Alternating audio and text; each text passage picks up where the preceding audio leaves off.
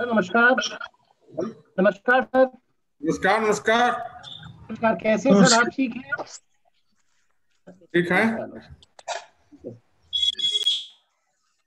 नमस्कार नमस्कार सर। नमस्कार सर। नमस्कार नमस्कार सर। नमस्कार, कैसे हैं सौरभ जी? ठीक हैं आप? जी, एकदम बहुत बढ़िया। माँ का आशीर्वाद है, माँ की कृपा है। सर नमस्कार। गोयल सर नमस्ते। नमस्कार sir.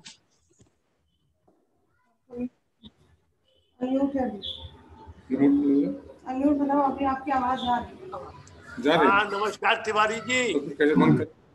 Tiwari ji, sir sir प्रणाम सर। हाँ, मेरी आवाज आ रही है? जी मेरी सर, आवाज जी आ सर, रही है? प्रणाम। प्रणाम प्रणाम। जी सर। आवाज आ रही प्रणाम है? सर। जी आवाज आ जी, रही है मेरी? आ रही सर। अच्छा, कुशल मंगल। तो आनंद है सर, आशीर्वाद है आपका। इस मीटिंग में भाग लेने और इस वार्ता को सुनने आए सभी बंधुओं को मेरा नमस्कार है। हमारी वार्ता 11 बजे शेड्यूल होनी थी, किंतु किन्हीं तकनीकी कारणों से कुछ विलंब हुआ है। अब अगर चेयरमैन गोयल साहब अनुमति दें तो हम आज के कार्यक्रम को आगे बढ़ाएं। प्रारंभ करिए गुरुदेव जी। जी धन्यवाद। सौरभ बंसल जी, पहले तो मैं आपसे अनुरोध करूं, कहाँ हैं आप?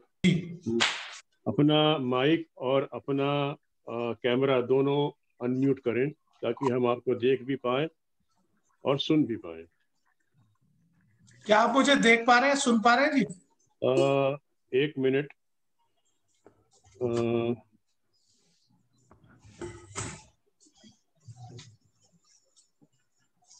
हाँ, मैं आपको देख भी पा रहा हूँ और सुन भी पा रहा हूँ।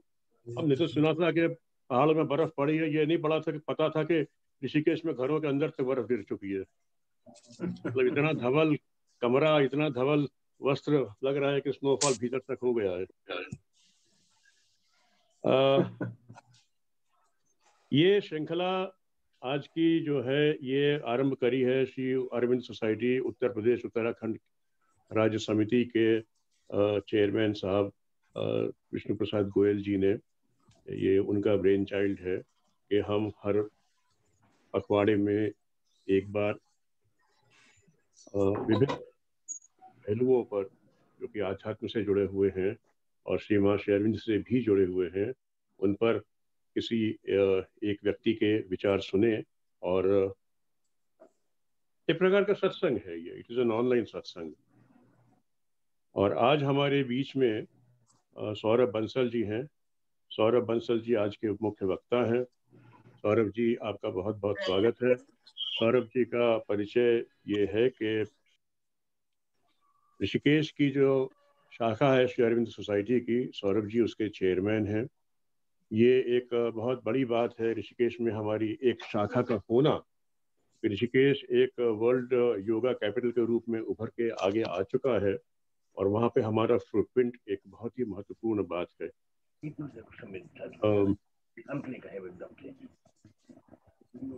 सौरभ जी वहाँ के चेयरमैन हैं, युवा है और बहुत ही कर्मठ और बहुत ही तेजस्वी ओजस्वी और कहूँ कि बहुत ही समर्पित एंड डेडिकेटेड पर्सन है। ये मुझे लग रहा है मेरे स्क्रीन पे खाली I can not see anybody. आज के होस्ट वाजपेयी जी। सर जी, मैं स्क्रीन पर खाली आपको देख पा रहा हूँ और थोड़ा सा मुझे लग रहा है टेक्निकली कहीं थोड़ी आपकी ओर से। मैं देख रहा हूँ सर, इसको मैं देख रहा हूँ। सर यहाँ कोई प्रॉब्लम नहीं है सर। सर अच्छा, ठीक है, अरुण नायक सर, ठीक है, हाँ ठीक है। हम लोग देख रहे हैं आपको। हम सबको देख पा रहे हैं जी सर, हम लोग देख रहे हैं सर। कंटिन्यू करें सर। ठीक है, तो मैं सौरभ जी को आमंत्रित करता हूं आज के विषय पर वार्ता करने के लिए। मुझे मालूम पड़ा है कि सौरभ जी ने हाल में गीता का गहन अध्ययन किया है और बहुत एक अच्छी बात है कि एक नई आवाज़ हमें आज सुनने को मिलेगी और एक नए दृष्टिकोण की भी अपेक्षा है हमें उनसे। तो सौरभ जी का आज का जो विषय है वो है दैनिक जीवन में गीता का संचार।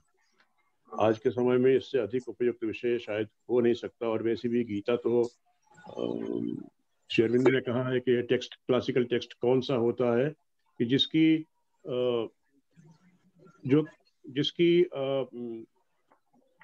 यूटिलिटी या जिसकी उपयोगिता युगों युगों में रहे, हर समय रहे, उस श्रेणी में गीता है। और गीता के बारे में आज सौरभ जी जो वार्ता कर रहे हैं, दैनिक जीवन में गीता का संचार। Saurabh ji, over to you, आपका स्वागत है, आए। सबको मेरा चरण स्पर्श और प्रणाम है। मैं सबसे बहुत छोटा हूं तो सबके आशीर्वाद की अनुकंपा करूं। और श्री माँ से मेरी प्रार्थना है कि मैं जो भी मेरे को अनुभव हुआ वो मैं आप सबसे उसको शेयर कर पाऊं। मेरा एक निवेदन है अनिल वाजपेयी जी से कि ये वार्ता आगे बढ़े उससे पहले यदि आपके पास ध्यान के लिए कोई बहुत सुंदर हो जाएगा, बहुत सुंदर हो जाएगा। सर हम ध्यान करते हैं। ध्यान हम सबसे पहले, इससे पूर्व की ये वार्ता आरंभ हो माननीय बंसल जी की, हम सबसे पहले मात्र चरणों में ध्यान करेंगे, मात्र ध्यान।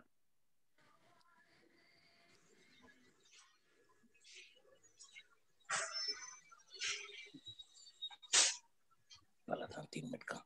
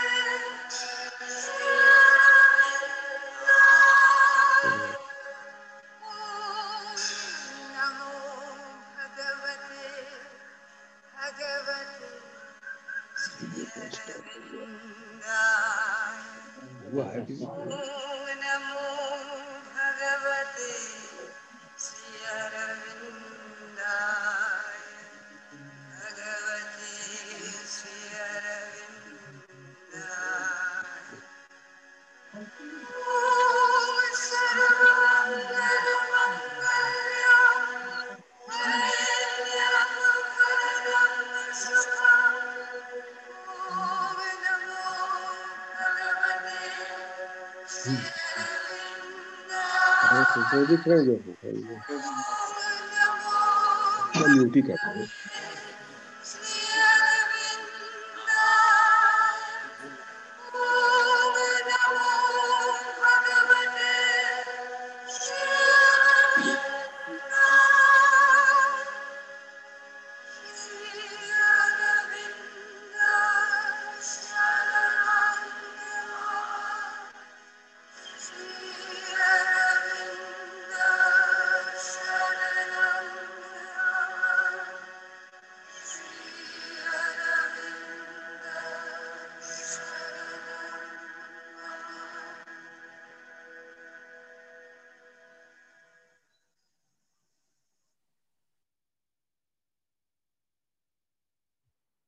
सौरभ जी से मेरा अनुरोध है कि वे अपनी वार्ता आरंभ करें।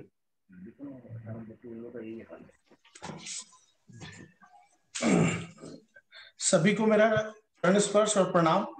और मैं माँ के श्री चरणों में, श्री अरविंदो के श्री चरणों में प्रार्थना करता हूँ कि वो मुझे ऐसी सद्बुद्धि दें कि मैं जो भी अपना अनुभव है उसको यथारूप सबको बता सकूं और सबके जीवन में उससे कुछ तनिक भी लाभ हो तो मेरे गीता पढ़ना कृतार्थ होगा।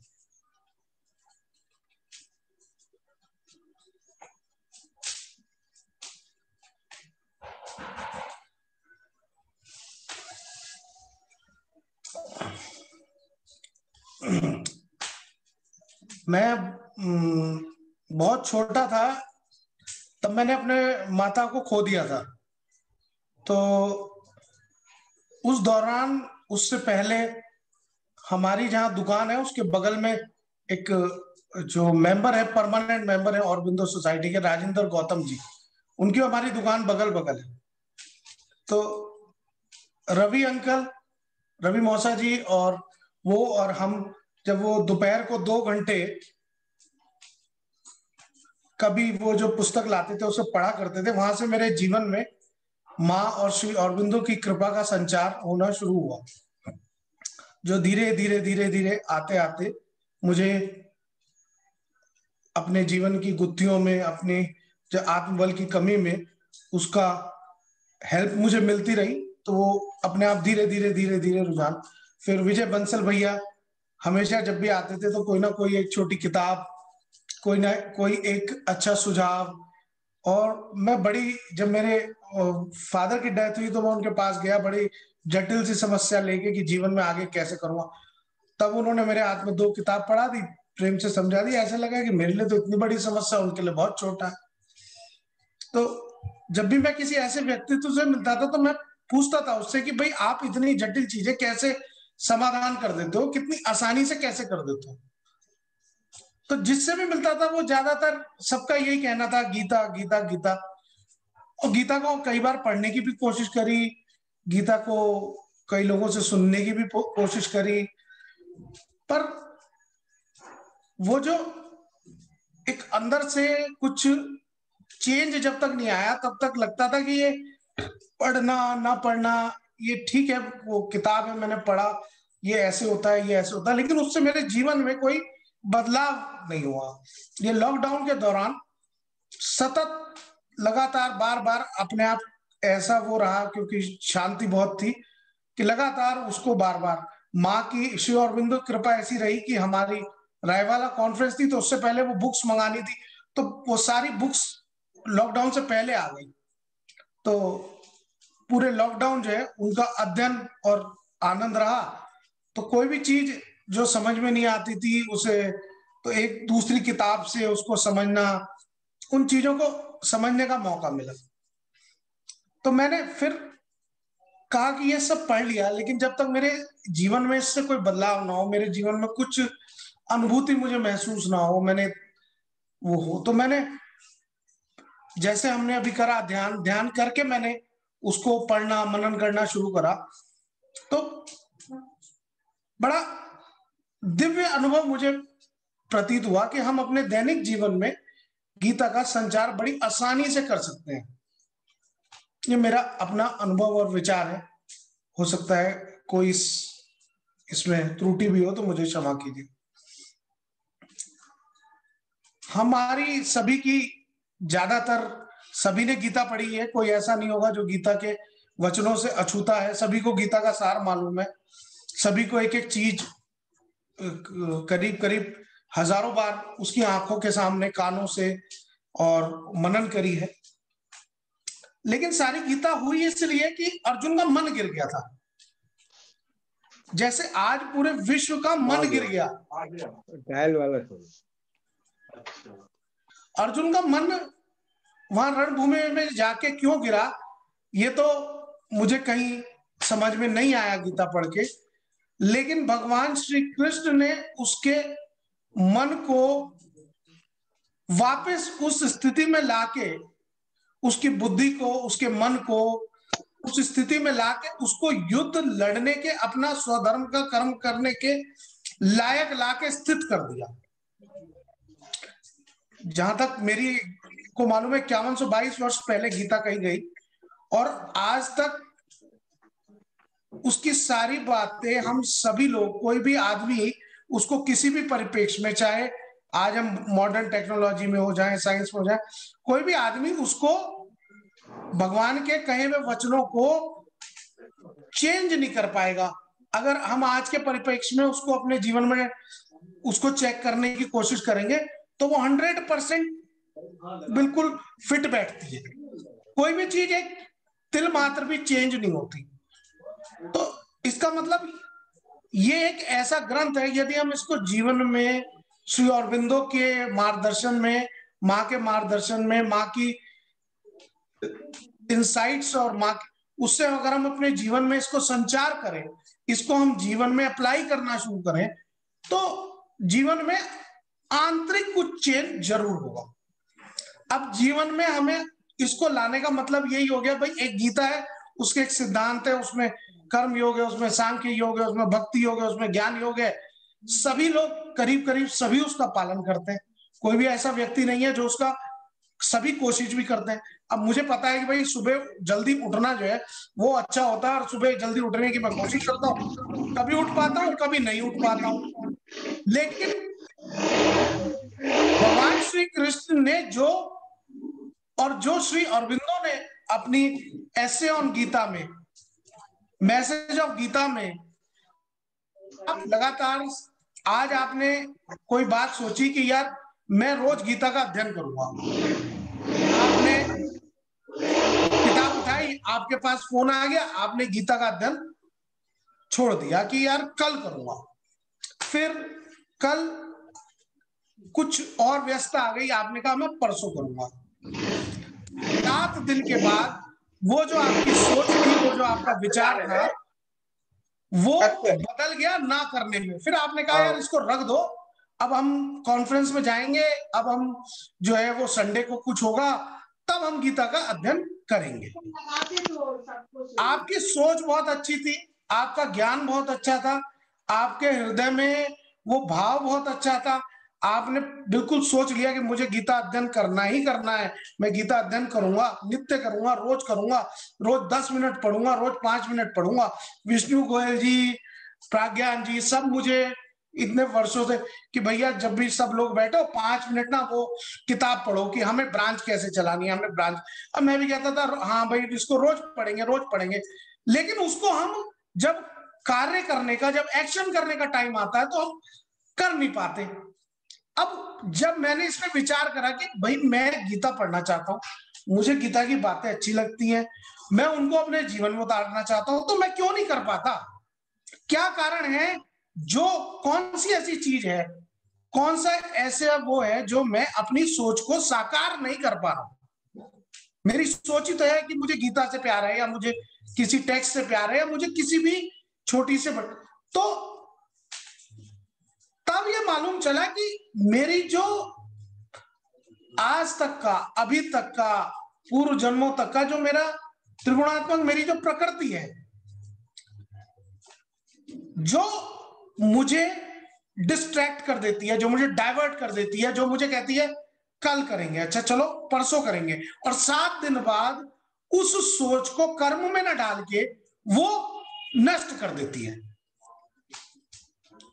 और उसके ऊपर कोई एक अज्ञान आ जाएगा कि ठीक है यार वो टीवी में सुन लेंगे, यूट्यूब पे देख लेंगे, इस पे कर लेंगे, ये कर लेंगे, कुछ ना कुछ हमें वो डिस्ट्रैक्शन हमारे को, लेकिन वो एक दिन में नहीं होता, वो 7 दिन, 10 दिन, 15 दिन, 20 दिन, कुछ महीने भी लग जाते हैं उसको होने में। लेकिन हमें, क्योंकि हम अवेयर नहीं होते कई बार, या कई बार हम इतने ज्यादा परिस्थितियों में बंधे हुए होते हैं कि हम कहते हैं कि चलो कोई बात नहीं,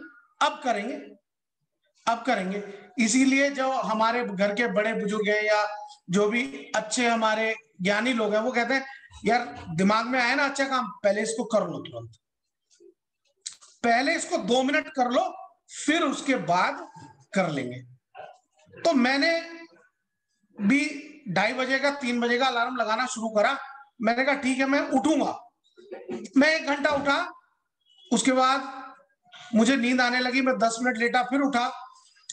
7 दिन में 10 दिन में वो जो विचार जो मैं अपने अप्लाई करना चाहता था, मैं गीता अध्ययन करना चाहता था, वो मैंने जैसे ही उसको डिस्ट्रैक्शन को तोड़ा तो वो मैंने ओवरकम कर लिया। तो जो मेरा मन गिरता था कि यार मैं ये करना चाहता हूं, लेकिन यार मेरे को ना करने के मेरे पास 1000 कारण है,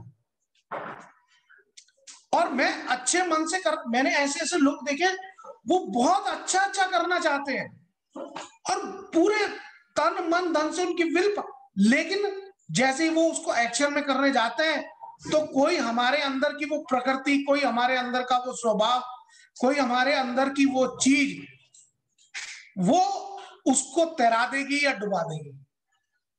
अब पत्थर होगा तो पानी में डूब जाएगा, लकड़ी होगी तो तैर जाएगी। अब अगर लकड़ी होगा तो डूब जाऊंगा। तो वो जो हमारी त्रिगुणात्मक प्रकृति है कि भाई सत्य ज्यादा है, रज ज्यादा है, तम ज्यादा है। वो वैद्य जी पे भी जाते हैं तो वो हाथ पे नफस पकड़ के उन्होंने कहा भाई तेरे में जो पित्त दोष है, तू भैया ये चीज मत खाया कर, तेरे में तो भैया कफ दोष है, तू जरा ठंडी चीजों से दूर रहा कर। बचपन से सभी लोग सुनते आ रहे हैं और जब हम उनका पालन करते थे तो हम ठीक रहते थे। डॉक्टर साहब की कोई भी दवाई कितनी भी हमें तुरंत तो आराम दे जाती है, लेकिन लॉन्ग टर्म में हमें फिर वही करना पड़ता है कि यार अगर धुएं से एलर्जी है तो भाई दूर रहो धुएं से। वो एलर्जी क्या है, वो हमारी जो प्रकृति, जिस माटी से हम बने हुए हैं, और जो भगवान श्री कृष्ण ने गीता में समझाया कि भाई अर्जुन तेरी प्रकृति क्या है, तू अपनी प्रकृति वाला काम करना, तू ये क्या बात कर रहा है। बचपन से तो तू तीर कमान चला रहा है, बचपन से तो तू दुश्मन को नष्ट कर रहा है, और आज तू कह रहा है कि भैया जो है वो, अरे उस दिन जिस दिन द्रौपदी का हरण हो रहा था उस दिन नहीं तुझे ये सत्य का ज्ञात हुआ कि भाई ये पाप है और ये पुण्य है। आज रणभूमि में खड़े होके अभी हम सारे खड़े हुए, अब मैं बोलूं सर मैं तो भूल गया, मेरे को तो समझ में नहीं आ रहा मैं क्या बोलूं आपको। तो आप कहोगे भैया तू पागल है क्या, तू आया क्यों, तूने बोला क्यों कि मैं बोल दूंगा। तू पहले बोल देता ना कि मैं नहीं बोल पाऊंगा। तो जब तू आया है तो अपना काम कर, बोल। तू सोच रहा है कि तू नहीं बोलेगा तो गीता संचार नहीं होगा, तू नहीं बोल रहे, तू नहीं करेगा तो मैं जो है घर में खाना नहीं बनेगा, तू नहीं कर। अब वो जो तू नहीं करेगा और एक्चुअल में क्या है, बस उतना सा ही सारा वो है। अब मैंने सोचा कि यार मैं पढ़ूंगा गीता, तो मैं कभी भी नहीं पढ़ पाया। अब मैंने कहा यार ठीक है, अपनी सिंबल तो बाएं दिख रहा है, मैं अपनी क्या नहीं चल रहा क्या, मैं अपनी प्रकृति, हमारे जीवन में यदि हम कोई भी चीज, चाहे हम गीता पढ़ना चाहते हैं, चाहे हम, क्योंकि मैं ऐसा मानता हूं कि औरबिंदो सोसाइटी के सभी लोग अपने जीवन में ध्यान को परमानेंट, सुबह दोपहर शाम माँ के ध्यान को, श्री अरविंद जी के ध्यान को परमानेंट करना चाहते हैं। उसको एक्शन में लाने के लिए उस पाठ्यक्रम को जो वो पढ़ना चाहते हैं, जिसके लिए वो प्यासे हैं, जिसके लिए वो परेशान है, जो उनकी अंतरात्मा की इच्छा है, जो उनकी, जिसे पढ़ के वो अभिभूत हो जाते हैं, जिसको सुन के वो अभिभूत हो जाते हैं, जिसे करने के लिए वो सब कुछ छोड़ने को तैयार है, उसे जब वो नहीं कर पाते तो कहीं ना कहीं वो गिल्ट जो अंदर आ जाता है और धीरे धीरे धीरे धीरे वो नष्ट हो जाता है। और वो चीज जो हमारी टॉप प्रायोरिटी पे, हमारी आत्मा का फूड था, जो हमारी माइंड का फूड था, जो हमारी बॉडी का फूड था, जो हमारी सोल का फूड था, वो हमारे हाथों से निकलकर पुस्तकालय में या कहीं डब्बे में बंद हो जाता है। और फिर कोई आग लगाने वाला जब आता है तब वो आग लगाता है, तब वो पुस्तक निकलती है, और फिर कुछ दिन बाद फिर हमारी प्रकृति हमें धकेल के वहीं ले जाती है कि यार। इसलिए वो कंटिन्यूअस प्रोसेस जो जिसमें हम पौंडीचेरी जाएंगे, 3-4 दिन रहेंगे, बहुत आनंद आएगा, 5-7 दिन आके पूर्ण आनंद रहेगा, और उसके बाद हम लगातार कोशिश करते रहेंगे कि यार हमारा ध्यान हम कर ले, हम थोड़ा सा अध्ययन कर ले, सुबह शाम वो कर ले, बच्चों को करा दे, इसको करा दे, उसको करा दे। पूरी कोशिश हर व्यक्ति जो अरविंदो सोसाइटी में या अध्यात्म से या भगवान श्री अरविंदो से, माँ से जुड़ा हुआ है, जब उसको हरेक को आग लगती है, हरेक के मन में होता है, पर वो क्यों नहीं कर पाता। मेरी कोशिश है कि वो कारण आज दूर हो जाए, और जो आप जो भी करना चाहते हैं, जो भी आपकी इच्छा है, जो भी आपके मन के संकल्प विकल्प है आध्यात्मिक दैविक, वो पूर्ण हो जाए। आपने रोज सोचा कि मैं आज जो है, आज मक्की की रोटी बनाऊंगी, आज ये बनाऊंगी, आपने सोचा यार आज मैं उस आदमी से जरूर मिलूंगा और आज मैं जरूर ये करूंगा, आज मैं उसको फोन करूंगा।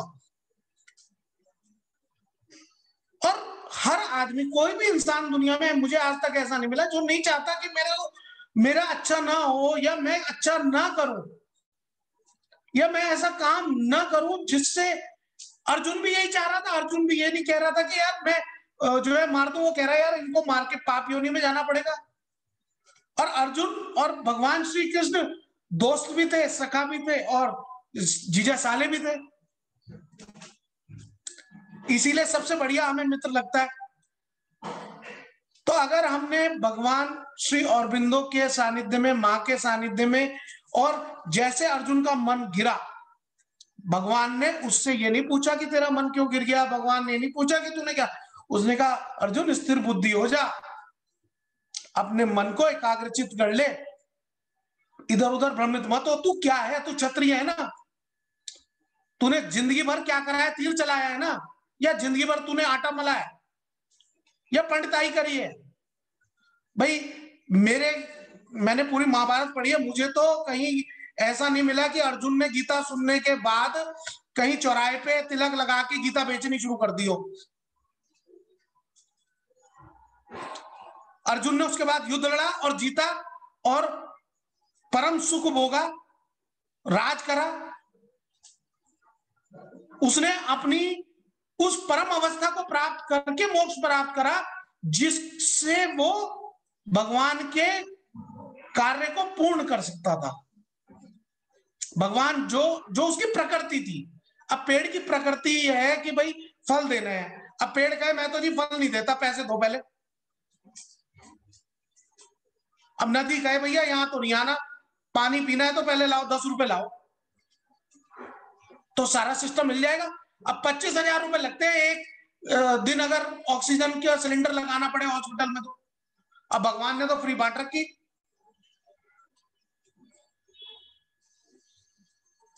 तो अगर हमने अपनी प्रकृति के अनुसार, जो हमारी प्रकृति है, जो भी हमारे को, जिसको भी करने में हमें आनंद आता है, जिसको भी करने में हमें अच्छा लगता है, जो काम हम बार बार लगातार बिना उसको बोझ समझे, बड़ी आसानी से, जैसे कोई आदमी बड़ी आसानी से एक पिक्चर बना लेता है, लेकिन मेरे लिए, आपके लिए बनाना बड़ा मुश्किल है।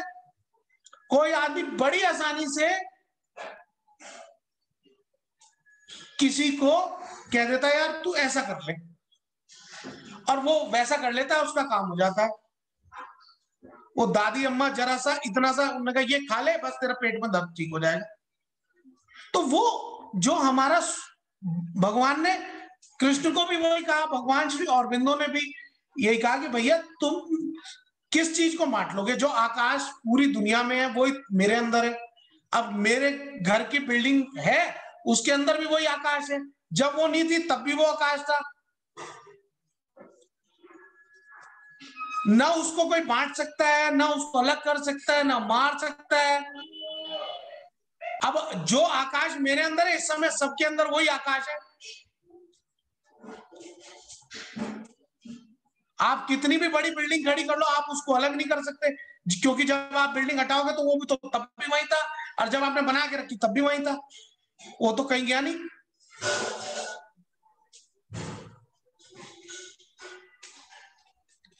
तो अगर हम को पता है कि सारी चीजें एक ही चीज के अंदर है, और हमें पता चल जाए कि भाई हाँ हमारी प्रकृति क्या है, कि ठीक है मेरा दिमाग मुझे कहता है, उन्होंने कहा अच्छा ठीक है ध्यान कोई बात नहीं। अब मैं क्या है कि ठीक है मैं कल ध्यान करना है ना, मैं आज कर लेता हूं। मैंने आज ध्यान कर लिया, अच्छा ठीक है कल मैं ध्यान नहीं करूंगा। और कल भी मैंने यही कहा, अच्छा ठीक है मैं आज कर लेता हूं, मैं कल नहीं करूंगा। तो 3 दिन बाद मैं अपने स्वधर्म, अपनी स्व प्रकृति, जो कंपोजिशन भगवान ने हमारी बना के भेजी है, सत्व की, रजस की, तमस की, किसी को दूध अच्छा लगता है, किसी को दूध पीने से गैस हो जाती है, किसी का जीवन दूध है, कोई अगर दूध पी ले तो वो डॉक्टर कह देता है कि भैया इसको फला बीमारी है। तो वो बेसिक कंपोनेंट जो जिसका है, किसी में पानी ज्यादा है, किसी में आग ज्यादा है, किसी में एयर ज्यादा है, किसी में कोई भी चीज जो भी ज्यादा है, जो त्रिगुणात्मक ही प्रकृति है, त्रिगुणात्मक ही हमारे शरीर है। और बिना त्रिदोष के कोई दोष अगर तीनों दोष बराबर हो जाए तो हम भगवान हो जाए। लेकिन अगर हम उन्हें थोड़ा सा बैलेंस भी कर ले, अगर हम थोड़े से अपने मन की कर ले, या थोड़े से अपने जो हमारी एक अपनी माँ के पास बैठना अच्छा लगता है, या किसी फला आदमी से बात करना अच्छा लगता है, अगर हमने 5 मिनट वो कर लिया तो पूरा दिन आप उस व्यक्ति से 100 किलो की जगह 200 किलो उठवाकर आप कार्य करवा सकते हो, उसे थकान नहीं होगी। क्योंकि अब कंप्यूटर का सॉफ्टवेयर बिल्कुल सेट है, अब 100% चार्ज है इसकी बैटरी। अब वो व्यक्ति कहेगा, उसने कहा अच्छा अब तो मैं बिल्कुल परमानंद में हूं, अब अच्छा बोलो क्या करना है, अच्छा ये करना है, अच्छा हो जाएगा। तो मैंने जो अनुभव करा कि दिन सुबह से नहीं रात से शुरू होता है, और रात को सोने से पहले हम बिस्तर पे बैठ के माँ के श्री चरणों का, श्री अरविंदों का ध्यान करके उनसे प्रार्थना करें कि हमारी इच्छा इतने बजे उठने की है, आप हमारी मदद करो, please help us. She is going to definitely help. And सभी का ये अनुभव सुबह उठ के कि यार 10 मिनट बस, ज्यादा नहीं, जितनी भी आपकी इच्छा है। उसके बाद आपकी इच्छा है कि भाई आज सारे अच्छे अच्छे लोग मिले, सारी अच्छी अच्छी बातें हो, ये बातें हो, और ये मेरे काम भी हो जाए, जो मेरी जिम्मेदारियां हैं कर्म की वो भी हो जाए, और शाम को इतने बजे मैं फ्री भी हो जाऊं।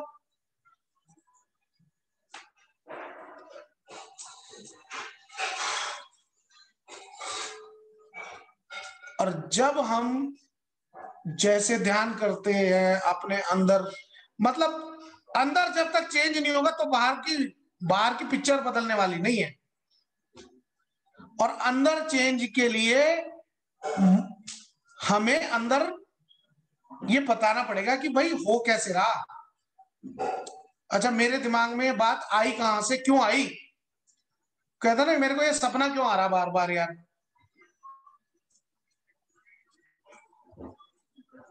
अगर आई है और मेरे अंदर से ही आई है, बाहर से हमने जो आंखों से परसीव करा, कानों से जो सुना, हाथों से जो टच करा, नाक से जो सूंघा, मुंह से जो टेस्ट करा, वो सारी इंफॉर्मेशन अंदर गई, उससे एक एब्रप्ट सॉफ्टवेयर बन गया।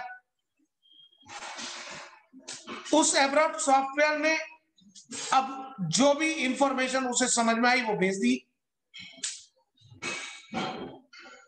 अब वो जो इंफॉर्मेशन बाहर आई, अब सब परेशान हो गए, उन्होंने कहा यार मैंने तो ऐसा कहा ही नहीं था। अब वो बेचारा वो सॉफ्टवेयर जो अंदर बैठा हुआ है, उसे थोड़ी ना पता है कि इसको मिर्ची बहुत पसंद है।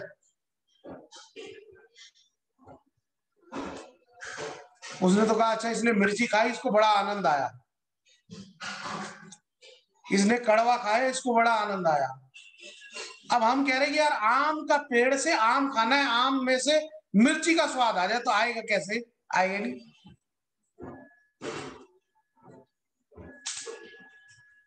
अब हमें पता है यार आम खाने से फुंसियां होती है, अब फिर भी यार आम आ गया, पर मेरा जी तो मान नहीं रहा। अब वो जो जी नहीं मान रहा, वो कौन है जो जिसका जी नहीं मान रहा? वो इंफॉर्मेशन है जो आपने पिछले 20 साल से लगातार दी और दुख सहा, लेकिन आपको पता है कि आम खाने से फुंसी होगी, लेकिन आपने वो इंफॉर्मेशन दे रखी कि भाई अब मेरे कान में वो मल पड़ा हुआ है, मेरे मुंह में वो मल पड़ा हुआ है कि नहीं, आम नहीं खाऊंगा तो मैं तो साला बिल्कुल होगा ही नहीं मेरा काम। अभी 1 मिनट के लिए कल्पना करते हैं कि एक सौरभ भाई हमारे सबके सामने सॉरी सौरभ भाई, sorry. Hello ji Saurabh ji, sorry for interruption. Saurabh ji मेरी आवाज सुन रहे हैं? हाँ जी, हाँ जी। हाँ सौरभ जी, मेरा निवेदन है कि थोड़ा सा श्री अरविंद के आलोक में, जो आज का हमारा जो टॉपिक है उसमें श्री अरविंद के आलोक में थोड़ा सा चर्चा को उस दिशा में ले जाएं तो बड़ी कृपा होगी। Thank you, thank you. जी जी जी जी जी।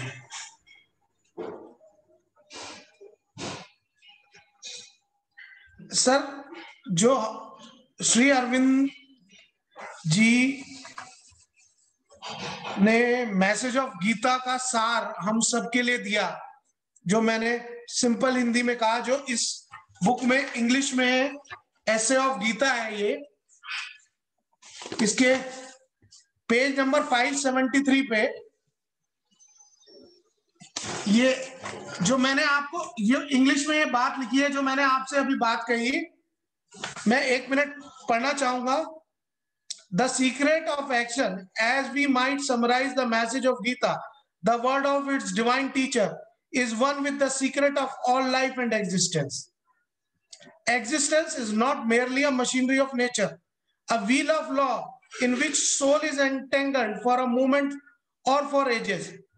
It is a constant manifestation of a spirit. Life is not for the sake of life alone, but for God. And the living soul of man is an eternal portion of the God ahead. Action is not for self-finding or for self-fulfillment, for self-realization, and not for its own eternal and apparent fruits of moment or the future. There is an inner law and meaning of all things dependent on the supreme as well as manifested nature of the self. The true truth of work lies there and can be represented only incidentally, imperfectly, and distinguished by ignorance in the outer appearance of the mind and its action. The supreme, the faultless, largest law of action is therefore to find out the truth of our own highest and inmost existence and live in it, and not to follow an outer standard and dharma. All life and action must be, till then, an imperfection, a difficulty, a struggle, and a problem. It is only by discovering your true self and living according to its true truth, its real reality, and the problems can be finally solved. यही बात मैंने हिंदी में कही sir. The difficulty and struggle over past and your doings perfected in the security of the discovered self and spirit turned into a divinely authentic action. Know then yourself, know your true self to be the God and one with self of all others. Know your soul to be a portion of God. Live in what you know, live in the self, live in your supreme nature, be united with God and God-like. Offer first all your action as a sacrifice to the highest and the one in you and the highest and the one in the world. वही आकाश मेरे में है, वही आप में इस समय, वही पूरी जगत में है।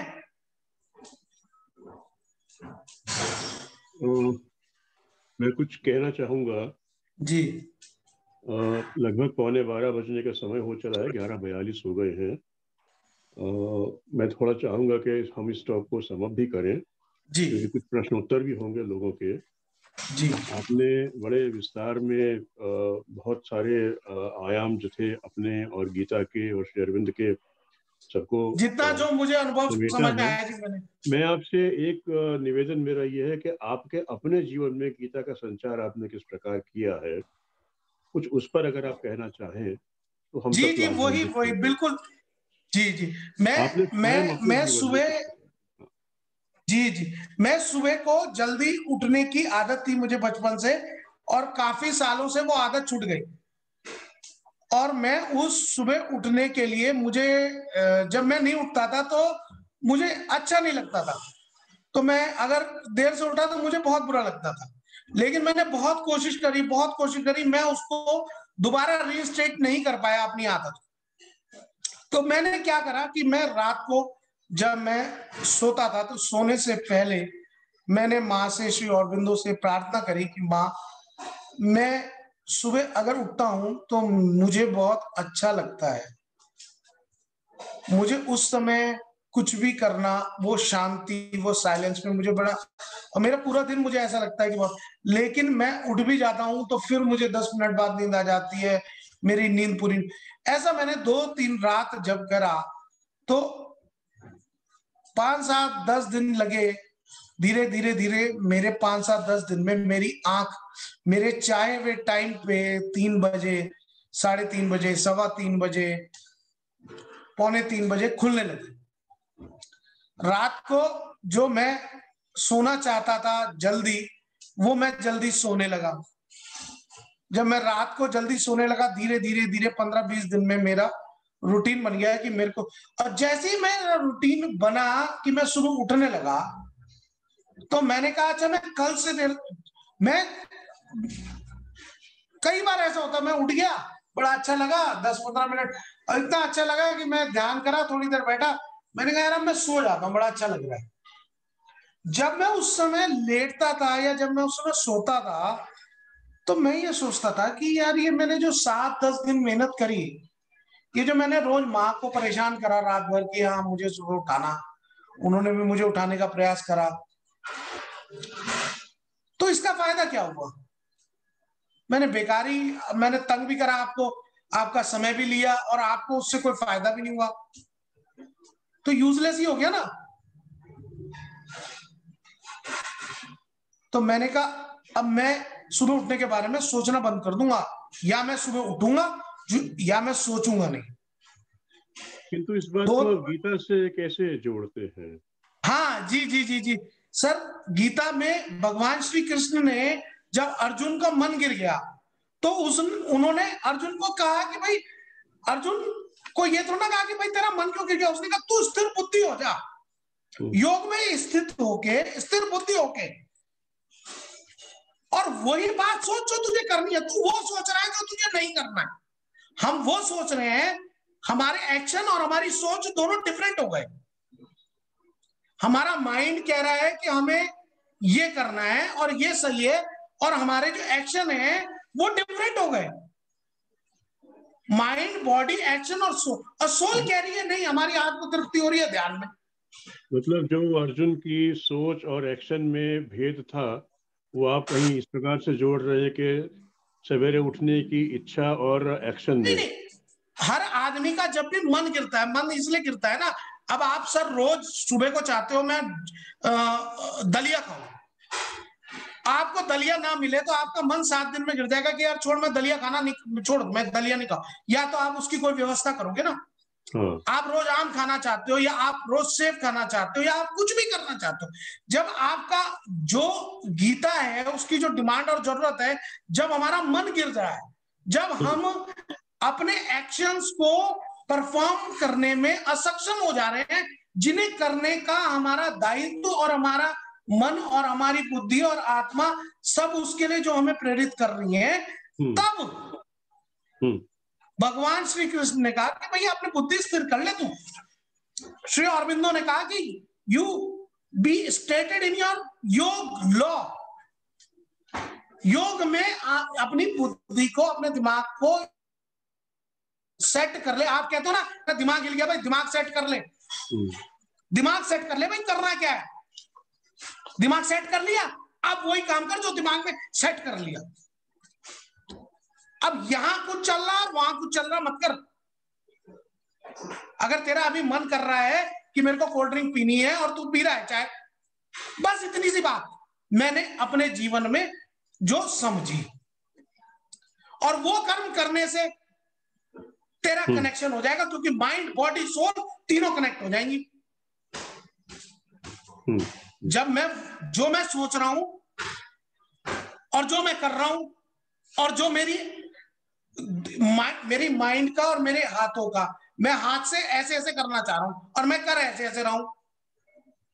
अगर मैं ऐसे ऐसे चाह रहा हूं और ऐसे ऐसे करूंगा और मैं सोचूंगा मैं ऐसे ऐसे कर रहा हूं, मैं ऐसे ऐसे कर रहा हूं, मैं ऐसे ऐसे कर रहा हूं, तो 2 मिनट बाद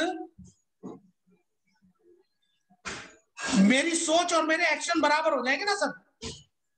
इसीलिए पीटी करके एक्सरसाइज करके अच्छा लगता है ना।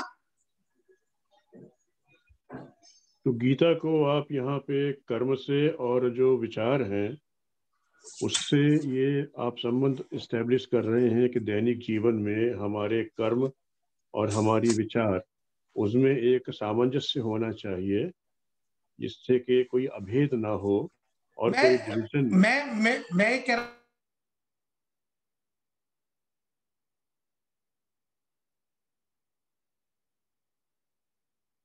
सौरभ जी का वीडियो बंद हो गया है, मुझे लग रहा है बिकॉज ऑफ द बैंडविड्थ। विचार बन जाएंगे।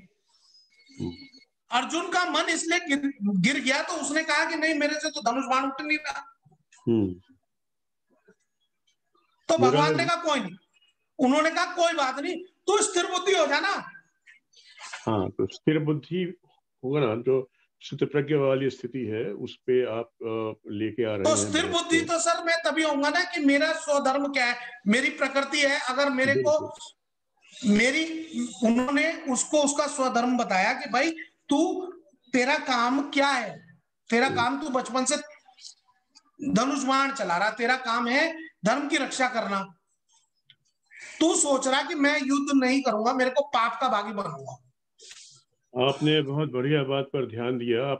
आप जो कह रहे हैं वो है स्वभाव और स्वधर्म के बीच में जो खाई रह जाती है प्राय लोगों के बीच में। जी हमारा स्वभाव कुछ कहता है, स्वधर्म कुछ कहता है। जी। अब मेरे को अगर लोगों को समझाना अच्छा नहीं लगता और मैं यहाँ बैठ के समझाने लगूं और मुझे इसमें आनंद ना आए, बिल्कुल तो मेरा मन ही नहीं है जब, तो मैं क्यों समझा रहा हूँ। और अगर मेरा मन उसमें है और मुझे समझाने में आनंद आ रहा है। मेरा आपसे ये भी निवेदन रहेगा, क्योंकि 11:51 हो गए हैं, 12 बजे तक हमको समाप्त भी करना है। मैं 1 मिनट, आप अपनी बातों को समाप्त भी करें और उसके बाद में प्रश्नोत्तर। अगर हम इस प्रकार कर्म करेंगे ना जी, तो इस प्रकार कर्म करने से हमारे अंदर भी वो योगी जागृति जो अंदर हो जानी चाहिए वो जागृति हो जाएगी, क्योंकि हमारे कर्म, हमारी सोच और कर्म एक हो जाएंगे। और कर्म और सोच जब एक हो जाएंगे तो हम फोकस्ड हो जाएंगे।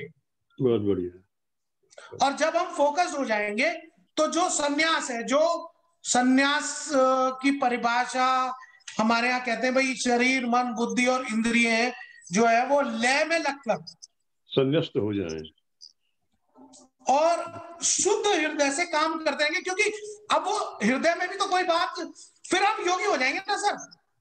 और योगी हो जाएंगे, भगवान को जानना आसान हो जाएगा, तो वो ब्रह्म की प्राप्ति और पुनर्जन्म से मुक्ति हो जाएगी। अब फिर हम अपनी सोल से कनेक्ट हो जाएंगे हर समय, जो हम ध्यान करके हर समय होते हैं। ध्यान करके इसीलिए तो अच्छा लगता है ना सर हमें। अब सर कोई आदमी को मिर्ची अच्छी लगती है, आपको नहीं लगती है, मुझे नहीं लगती, तो उसकी प्रकृति वैसी है ना, वो कुछ दिनों में जान जाएगा कि यार मुझे ये चीज अच्छी लगती है, ये चीज बुरी लगती है, ये चीज खराब लगती है, इसे खाने से मेरा वो होता है। तो वो एक डायरी में लिख लेगा तो क्या होगा, उसको पता चल जाएगा मेरी ये प्रकृति है। मेरा निवेदन है कि सौरभ जी अपनी वार्ता को समाप्त करने का प्रयत्न करें, समय हो चुका है। तो सर इसीलिए अब इससे मुझे लगता है कि कर्म फल भी हम त्याग देंगे और कर्म फल की हमारे को अपेक्षा नहीं रहेगी, क्योंकि जो हम सोच रहे हैं वही हम कर रहे हैं। तो हम बिल्कुल जुट के उस समय लग जाएंगे और उस समय हमारा जो ध्यान है वो कहीं पे भी डिस्ट्रैक्ट नहीं होगा। तो जो सफलता और सिद्ध जीवन हमारे को चाहिए कि भाई हम ये चाह रहे हैं करना, वो हम कर पाएंगे और सफलता और सिद्धता हमारे जीवन के हर छोटे से छोटे कर्म में आ जाएगी और हम उस समय उसी जगह उसी बात में रहेंगे। हम ये नहीं सोचेंगे कि अब हम इसको करेंगे तो इससे क्या होगा, इससे क्या। उस समय जब हम उस कर्म को करेंगे और जब सोचेंगे तो बाकी समय हमारी शून्यता, हमारी साइलेंस, हमारे अंदर जो आनंद है वो धीरे धीरे बढ़ जाएगा और हम उस काम को वैसे ही करेंगे कि हाँ ये करना है, अच्छा हमने कर दिया, अच्छा ये अभी हमें परसों करना है, इसके बारे में हम क्यों सोच रहे हैं। तो वो हमारे अभ्यास से हमारे काम सिद्ध होने लगेंगे। हम जो भी काम करेंगे, हमारी व्यवस्थाएं, कार्यकलाप, अलग अलग साधन, चेष्टाएं, सब वो एफर्टफुल हो जाएंगे ना। अब आपने चाय बनाई, एफर्ट बन गई, तो आप कहोगे चाय मैं कभी भी बना लूंगा नहीं। फिर आप ये नहीं कहोगे कि यार ये काम मैं करता हूं तो होता नहीं है, क्योंकि आप सोच ही नहीं रहे मैं सुबह उठूंगा नहीं, मैं तो देर से उठूंगा। कृपया पूर्ण करिए अपनी वार्ता को। जी जी जी जी जी। तो इसी तरह मैंने जो अपनी वो थी वो बताया और भगवान श्री कृष्ण से मेरी यही अनुभूति रही कि हमारे सत्व रजस तमस हम अपने बैलेंस करके अपने जीवन को बैलेंस करें और भगवान में, श्री अरविंदों में, माँ में स्थित होकर उनका ध्यान करके, उनके श्री चरणों में ध्यान लगा के, उनको रिक्वेस्ट करके, उनको सरेंडर करके, फुल सरेंडर करके, और उससे अपने जीवन को एक दिशा और सफल सिद्ध जीवन बनाने की ओर बढ़े। धन्यवाद। बहुत बढ़िया सौरभ जी, बहुत चादर बहुत बड़ी फैलाई आपने, बहुत सारे कोणों को, बहुत सारे आयामों को उसमें समेटने की चेष्टा करी। बहुत अच्छा रहा। आगे भी भविष्य में हमें अपेक्षा है आपसे बहुत कुछ और सुनने की, एक नया दृष्टिकोण देखने को मिला।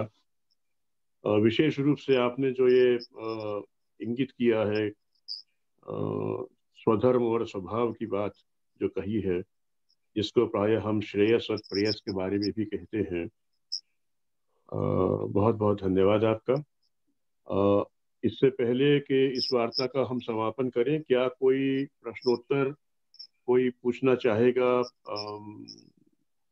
सौरभ जी से कुछ, या फिर इस वार्ता को हम आगे ले चलें? प्रज्ञान जी।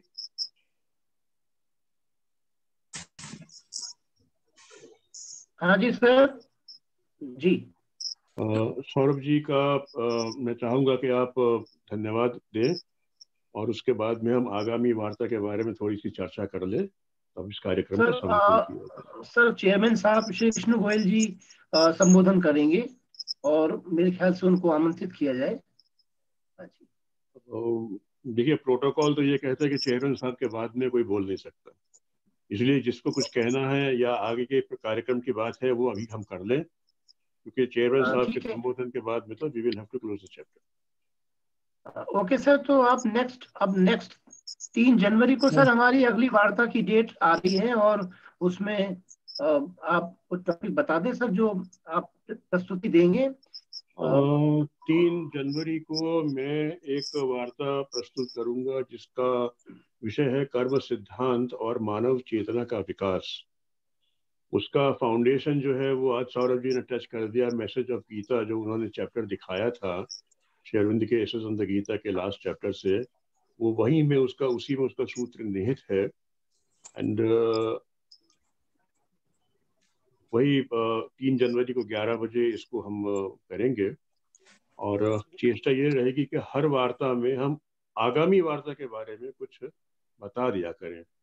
ये जो आगामी वार्ता है मेरी कर्म सिद्धांत और मानव चेतना का विकास, इसमें ये एस्टैब्लिश करने की चेष्टा है कि कर्म करने से चेतना के विकास का क्या संबंध है, चेतना क्या है, चेतना के सही मायने क्या हैं, और मानव चेतना का और मानव के कर्म के साथ में क्या रिलेशनशिप है, ये बात।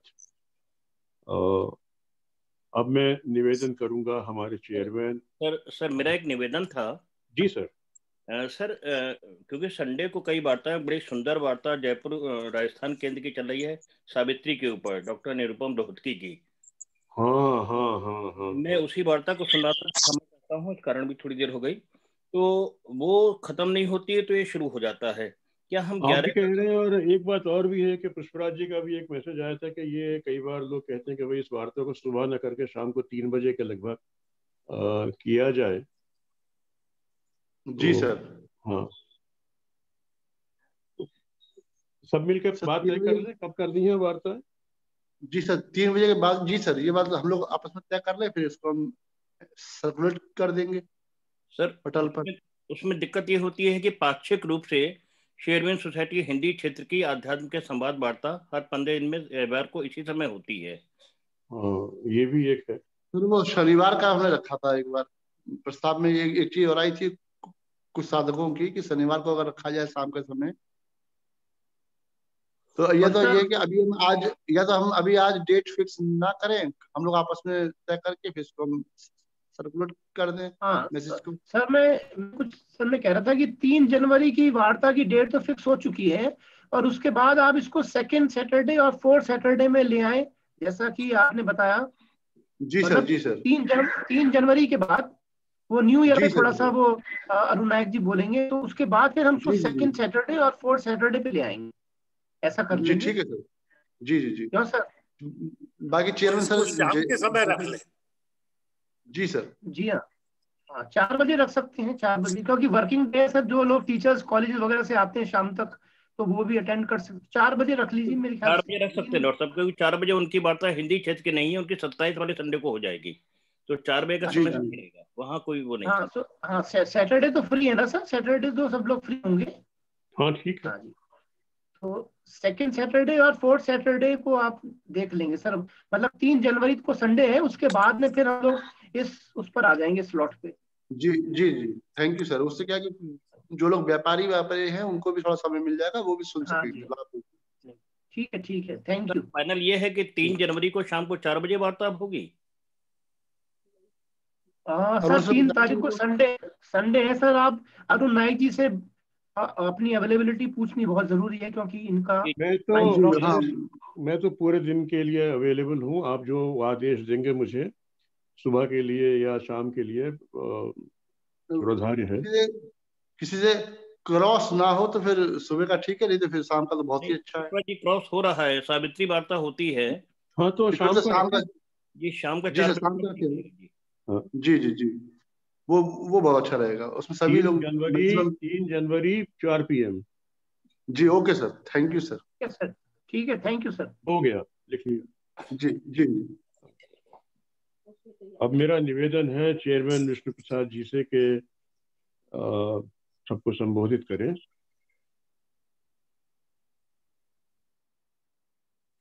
मैं सबको, मेरी आवाज आ रही है?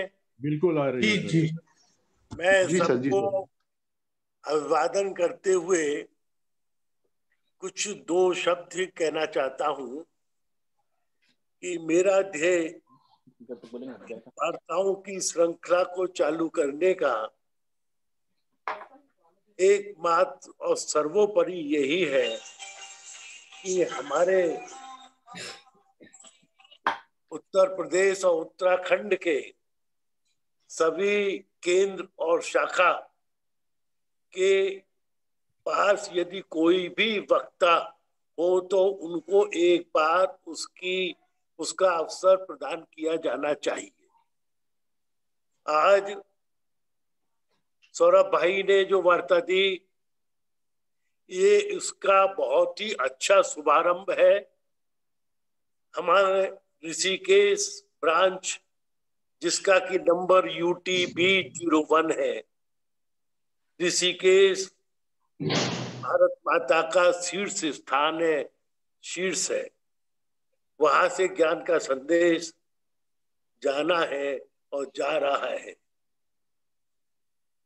सौरभ जी से जिनमें की ऊर्जा भरी हुई है, मेरी यही कामना और आशा है कि सारे 52 सेंटर और ब्रांचेस को ऋषिकेश से एक ऐसा संदेश जाएगा कि उससे ओतप्रोत होकर के हमको वो संचार सब जगह अपनी क्रियाशीलता में करने का अवसर प्रदान होगा।